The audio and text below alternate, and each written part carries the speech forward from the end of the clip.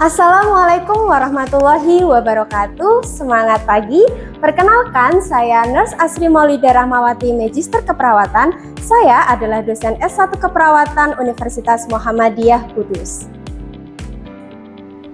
Video ini disusun sebagai salah satu syarat pengajuan sertifikasi dosen tahun 2025 dalam unjuk kerja Tridharma Perguruan Tinggi PDD UKT-PT, khususnya dalam bidang pengajaran. Mata kuliah yang akan saya simulasikan dalam video ini adalah keperawatan psikiatri yang akan disampaikan dengan metode DIA atau Delivery, Interaction, and Assessment. Mata kuliah keperawatan psikiatri memiliki bobot 3 SKS dengan 2 SKS teori dan 1 SKS praktik. Mata kuliah ini merupakan mata kuliah wajib pada program studi S1 Keperawatan Universitas Muhammadiyah Kudus. Mata kuliah keperawatan psikiatri membahas tentang asuhan keperawatan pada klien dengan gangguan jiwa, proses recovery menggunakan pendekatan holistik dan person-centered care, serta asuhan keperawatan pada klien kelompok khusus dan NAPSA. Pengalaman belajar dalam mata kuliah ini berguna untuk aplikasi asuhan keperawatan jiwa serta aplikasi integrasi keperawatan jiwa pada area keperawatan yang lain. Capaian pembelajaran lulusan yang dibebankan dalam mata kuliah ini diantaranya yaitu mahasiswa mampu memahami ilmu keperawatan untuk menerapkan asuhan keperawatan berdasarkan pendekatan proses keperawatan, mampu memberikan asuhan keperawatan umum secara profesional pada tatanan laboratorium dan lapangan atau klinis untuk meningkatkan kualitas asuhan keperawatan dan keselamatan klien, mampu melaksanakan edukasi dengan keterampilan komunikasi dalam asuhan keperawatan dan informasi ilmiah, serta mampu meningkatkan keahlian profesional di bidang keperawatan melalui pembelajaran seumur hidup.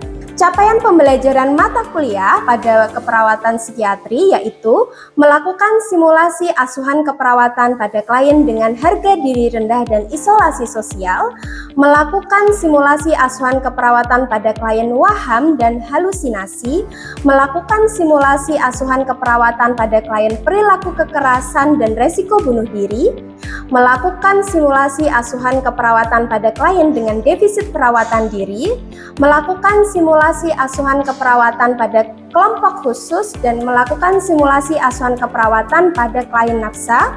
Selain itu, juga mengkaji konsep recovery dan supportive environment dalam keperawatan klinis gangguan jiwa dan mensimulasikan terapi modalitas. Referensi dalam mata kuliah ini berupa e-book, kemudian buku maupun karya ilmiah yang berkaitan dengan kesehatan jiwa dan keperawatan psikiatri. Mata kuliah ini menggunakan metode sinkronus dan asinkronus, di mana metode pembelajaran yang digunakan adalah pembelajaran aktif yang mengutamakan peran mahasiswa dalam melaksanakan perkuliahan, yaitu dengan ceramah, small group discussion, project, analisis kasus, dan simulasi. Metode sinkronus dalam mata kuliah ini dilaksanakan melalui pembelajaran tatap muka di kelas, sedangkan metode asinkronus dilakukan menggunakan fitur sistem informasi belajar atau siber, di mana mahasiswa dapat melaksanakan penugasan baik kelompok maupun individu dan pelaksanaan kuis. Pertemuan dalam mata kuliah ini terbagi dalam 16 pertemuan. Ada 7 pertemuan sebelum UTS, 1 pertemuan UTS, 7 pertemuan sebelum UAS dan UAS. Evaluasi pembelajaran dalam mata kuliah ini ada beberapa aspek. Yang pertama adalah aktivitas partisipatif yang terdiri dari kehadiran, keaktifan, kemampuan menjelaskan, ketepatan pengumpulan tugas dengan persentase 25%.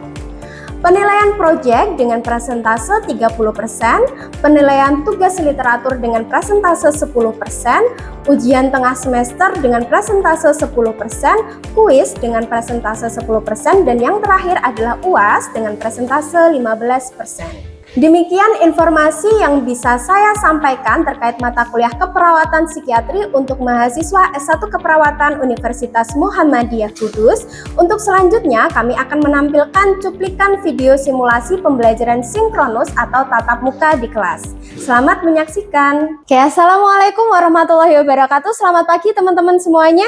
Waalaikumsalam warahmatullahi wabarakatuh.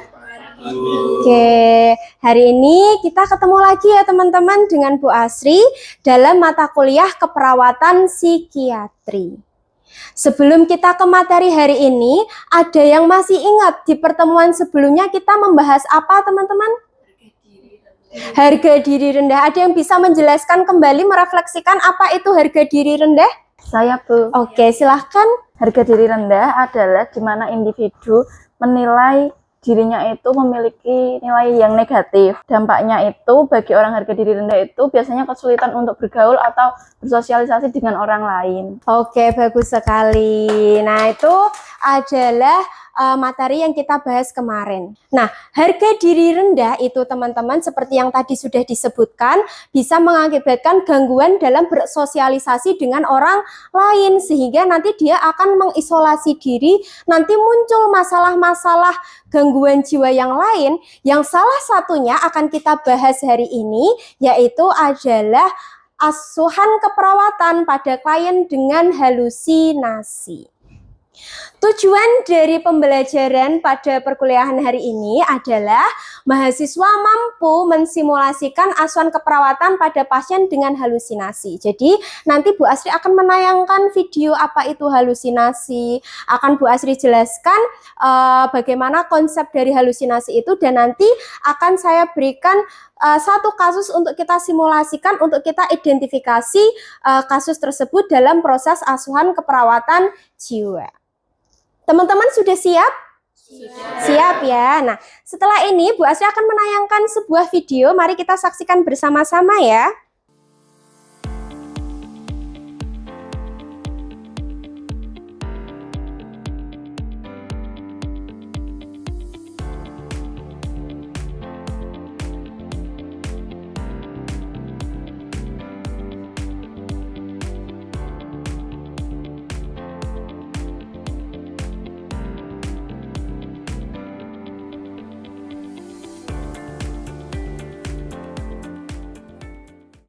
Oke, nah sebelum nonton video tadi, kalau kamu dengar kata orang halu nih, yang terbayang di pikiranmu tuh orang yang seperti apa teman-teman?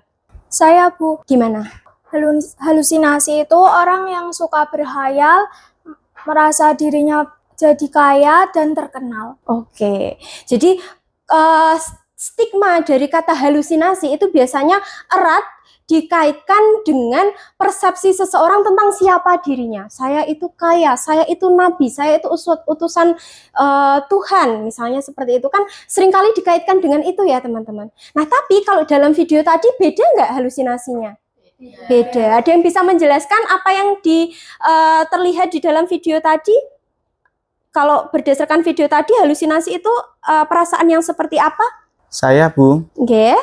Saya akan menyimpulkan dari video tersebut, yaitu pemeran dalam video merupakan pasien psikiatri yang merasakan dirinya itu diikuti oleh seseorang dan mendengar suara-suara bisikan. Oke, jadi kalau berdasarkan video tadi, ternyata halusinasi itu bukan berkaitan dengan pemikiran siapa kita, betul nggak teman-teman?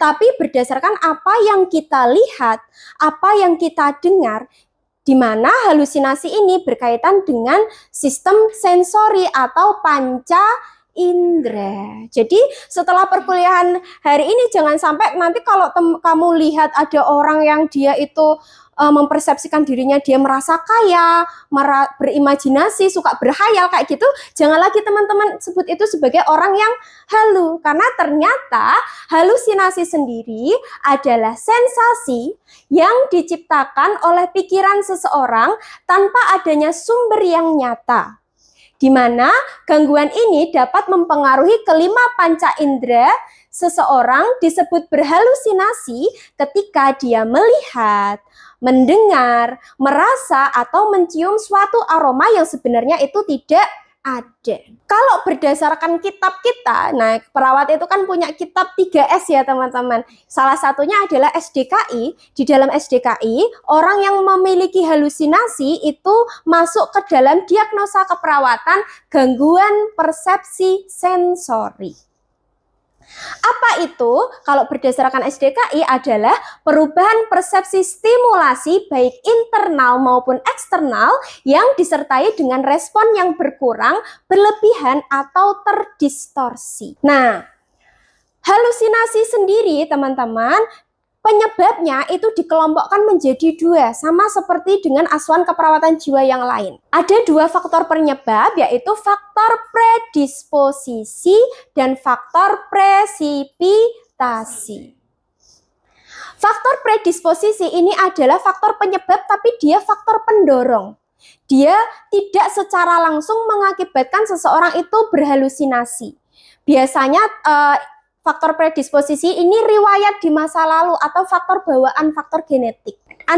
Di antaranya faktor predisposisi ini ada faktor biologis, terkait faktor genetik, kondisi struktur otak, kemudian faktor psikologis berkaitan dengan intelijensia atau kemampuan individu dalam menyelesaikan konflik yang dialaminya, kemudian respon fisiologis, yaitu merupakan stimulasi sistem saraf otonom, simpatik, serta peningkatan aktivitas hormon dan lain sebagainya. Dan ada respon perilaku, bervariasi tergantung pada tingkat kecemasan, dapat berupa isolasi diri atau agresif. Sedangkan faktor yang selanjutnya itu faktor presipitasi. Dia faktor penyebab yang benar-benar mencetuskan kenapa kok seseorang itu bisa mengalami halusinasi. Ada faktor biologis, gangguan pada otaknya yang bukan dia bawa dari lahir tapi tiba-tiba itu terjadi. Bedanya itu kalau di predisposisi kan memang dia bawa dari lahir ya teman-teman, genetiknya. Kalau biologis itu misalnya pasien habis kecelakaan. Awalnya biologisnya sehat, struktur otaknya normal, tapi dia kecelakaan. Sehingga mengalami cedera kepala berat dan mengalami gangguan pada status mentalnya. Kemudian stres yang dialami dari lingkungan. Akibat berinteraksi terhadap stres lingkungan untuk menentukan terjadinya gangguan perilaku. Kemudian selanjutnya sumber coping, di mana sumber coping ini mempengaruhi respon individu dalam menghadapi stresor. Nah, tanda gejala dari halusinasi, kalau berdasarkan penjelasan Bu Asri tadi, tanda gejalanya ada apa teman-teman semuanya? Mendengar sesuatu, melihat sesuatu, merasakan sesuatu. Nah, tanda gejala mayor ini kalau kita mau mengangkat diagnosa gangguan persepsi sensori halusinasi pada pasien, itu harus kita temukan paling tidak 70% dari tanda gejala mayor yang ada di sini. Ini Bu Asri tuliskan sumbernya dari SDKI. Tandanya ada apa saja? Mendengar suara bisikan, merasakan sesuatu melalui panca indera, perabaan, penciuman, perabaan atau pengecapan, distorsi sensori, respons yang tidak sesuai, nggak ada orang yang ngajak bicara tapi dia ketawa-ketawa sendiri. Itu contoh respon yang tidak sesuai. Kemudian bersikap seolah melihat, mendengar, mengecap, meraba, atau mencium sesuatu. Garuk-garuk badan terus, padahal sebenarnya nggak ada bentol, nggak ada digigit serangga, nggak ada, tapi dia merasa badannya tuh gatal-gatal. Atau di cuaca yang sebenarnya dia dingin, tapi dia pengen ngelepas bajunya karena merasa dia berada di ruangan yang panas. Itu. Nah, kalau tanda gejala minor ini hanya sifatnya sebagai pendukung untuk melengkapi ya teman-teman. Itu ada pasien menyatakan kesal, menyendiri, melamun, konsentrasi buruk, disorientasi waktu, curiga, melihat ke satu arah, mondar-mandir, dan bicara sendiri. Nah, fase halusinasi itu teman-teman terbagi ke dalam 4 fase. Apa saja? Yang pertama adalah fase comforting. Fase comforting ini ibaratnya kalau ada cowok cewek lagi PDKT, lagi berbunga-bunganya, lagi nyaman-nyamannya nih fase comforting ini. Sehingga pasien itu klien cenderung tersenyum, tertawa yang tidak sesuai, menggerakkan lidah tanpa suara, menggerakkan mata dengan cepat, diam dan asik sendiri karena dia merasa enjoy dengan halusinasinya tadi. Di fase yang kedua, mulai nih, kalau kamu pacaran setelah PDKT tuh mulai fase yang kedua mulai merasa kayak perasaan cemas. Ini dia kemana ya, kok WA saya nggak dibales, ibaratnya kan kayak gitu ya teman-teman. Halusinasi juga seperti itu, dia ada di fase condemning, di mana halusinasi tadi, suara-suara yang muncul tadi, bayangan-bayangan yang dia lihat tadi, itu membuat dia merasa cemas, di mana terjadi ansietas berat, pengalaman sensori menjijikkan dan menakutkan, klien mulai lepas kendali dan mungkin mencoba untuk mengambil jarak dirinya dengan sumber yang dipersepsikan. Di dalam video yang pertama tadi ada yang nangkep nggak bisikan yang pasiennya dengar tadi itu bisikan apa? Melarang apa tadi? Stop minum obat. Nah, biasanya bisikan-bisikan yang didengar pada pasien halusinasi itu teman-teman memang dia cenderung memberikan perintah-perintah yang sifatnya negatif. Makanya dia bikin merasa cemas karena di satu sisi pengen ngikutin, di satu sisi itu kayak bertentangan dengan nalurinya gitu. Makanya mulai menimbulkan kecemasan. Di fase yang kedua adalah fase controlling. Tadi bisikan-bisikan tadi kan kebanyakan berupa perintah ya teman-teman, berupa perintah sehingga dia mulai mengontrol nih. Timbullah ansietas berat. Klien berhenti menghentikan perlawanan terhadap halusinasi dan menyerah pada halusinasi tersebut. Di sini klien sukar berhubungan dengan orang lain, berkeringat, tremor, tidak mampu mematuhi perintah dari orang lain. Mulai kegelisahannya, ansietasnya mulai naik nih tingkatnya teman-teman. Nah ini di fase puncaknya dia masuk ke fase conquering. Dia mulai panik teman-teman. Di fase conquering ini terjadi panik pengalaman sensori yang menjadikan pasien merasa terancam sehingga dia mengikuti perintah halusinasi.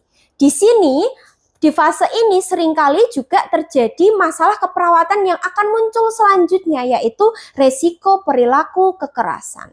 Halusinasi itu kadang yang didengar oleh pasien, kebanyakan pasien di rumah sakit jiwa nggak cuma sekedar berhenti minum obat, jangan dengerin dia, jangan berteman sama dia. Kadang ada yang memerintah juga, akhiri hidupmu, gantung aja kepalamu.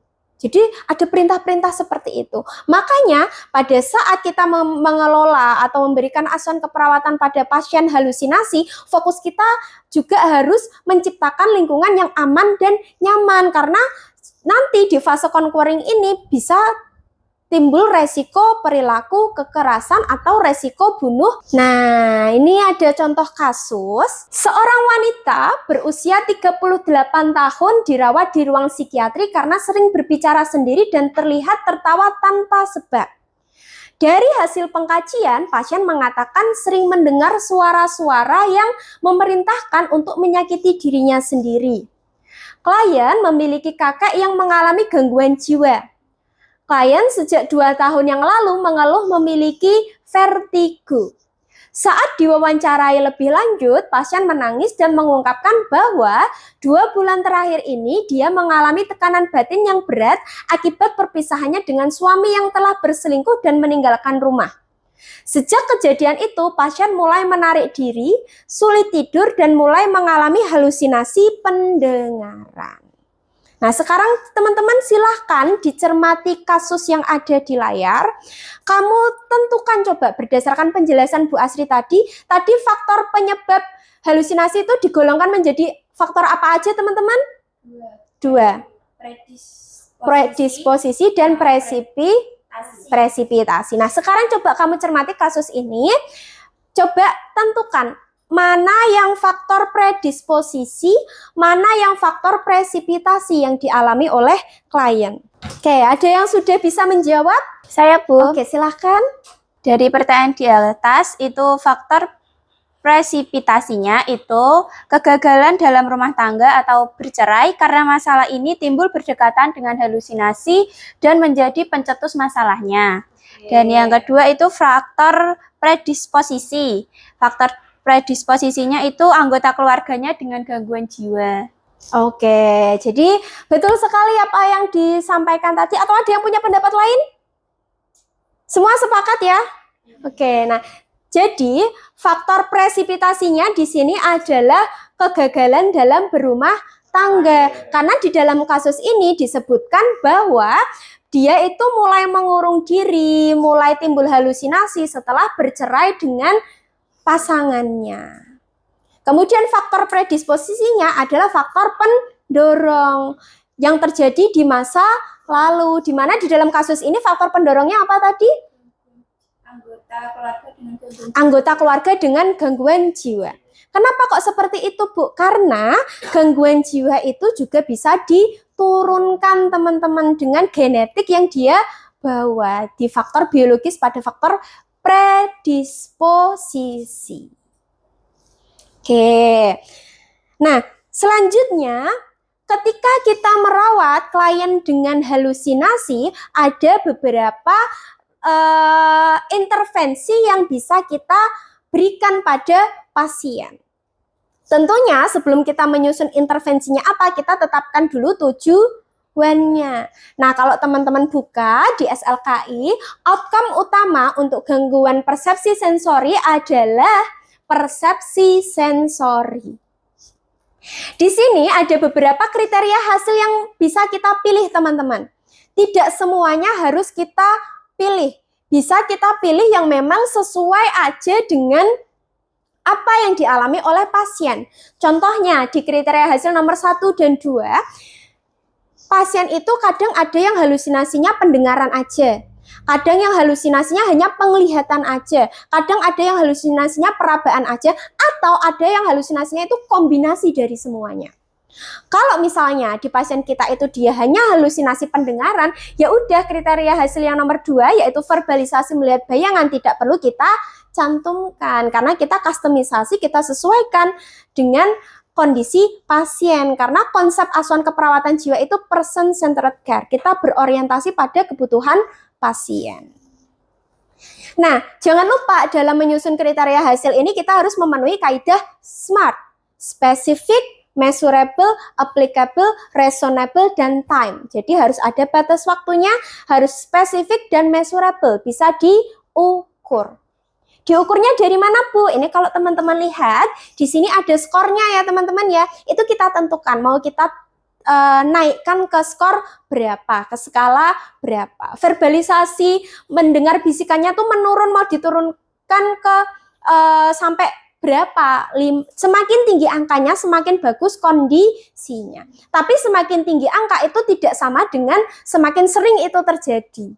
Paham maksud saya ya? Kalau yang ini verbalisasi mendengar bisikan itu kan harusnya dia kalau semakin bagus kan semakin menurun. Kalau verbalisasinya semakin menurun maka skalanya semakin naik. Sifatnya seperti itu. Nah, untuk intervensi yang bisa kita susun yaitu manajemen halusinasi. Tindakannya kita bisa pakai OTEK, observasi, terapeutik, edukasi, dan kolaboratif. Nah, kita pilih mana yang sesuai dengan pasien kita. Kemudian teman-teman, kalau ini kan kita pendokumentasiannya berdasarkan 3S ya teman-teman. Kalau nanti teman-teman praktek di rumah sakit jiwa, itu ada intervensi tambahan di mana kita menggunakan strategi pelaksanaan. Nah, SP untuk pasien halusinasi itu ada kontrol halusinasi dengan mengherdik, dengan minum obat, dengan bercakap-cakap, dan dengan beraktivitas. Oke, ini tadi untuk materi tentang konsep halusinasi.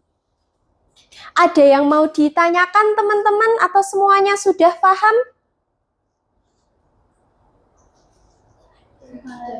Sudah paham semuanya ya. Insya Allah kan materinya sudah mudah dipahami ya. Bu Asri sudah kemas agar teman-teman lebih mudah untuk memahami. Nah, nanti setelah ini Bu Asri akan memberikan penugasan di siber. Teman-teman bisa mengakses sibernya masing-masing. Nanti ada penugasan di mana teman-teman bisa menganalisis dan mensimulasikan kasus yang Bu Asri upload di Siber. Batas deadline pengumpulannya nanti bisa dicek di akun Sibernya masing-masing. Kalau teman-teman terlambat mengumpulkan tugas, maka akan ada pengurangan skor poin. Untuk tugasnya semua paham? Paham, oke. Nah, dari materi hari ini ada yang berani menyimpulkankah yang kita bahas ini itu tadi seputar apa? Saya, Bu. Oke. Kesimpulan dari halusinasi yaitu gangguan persepsi di mana individu merasa melihat, mendengar sesuatu yang tidak nyata. Nah, salah satu intervensi yang bisa diterapkan adalah yaitu menghardik dan minum obat. Oke, selain menghardik ada apa aja teman-teman bisa menambahkan? Minum obat, bercakap-cakap, beraktivitas. Oke, nah ini tadi materi hari ini teman-teman. Nah, untuk kedepannya nanti minggu selanjutnya kita akan bertemu untuk membahas asuhan keperawatan pada pasien dengan waham. Untuk pertemuan selanjutnya ya teman-teman semuanya ya. Oke. Nah, teman-teman, demikian pembelajaran kita terkait keperawatan psikiatri hari ini. Mudah-mudahan teman-teman bisa belajar banyak dari apa yang kita diskusikan, yang kita pelajari hari ini, untuk nanti diaplikasikan secara langsung kepada pasien dengan gangguan jiwa.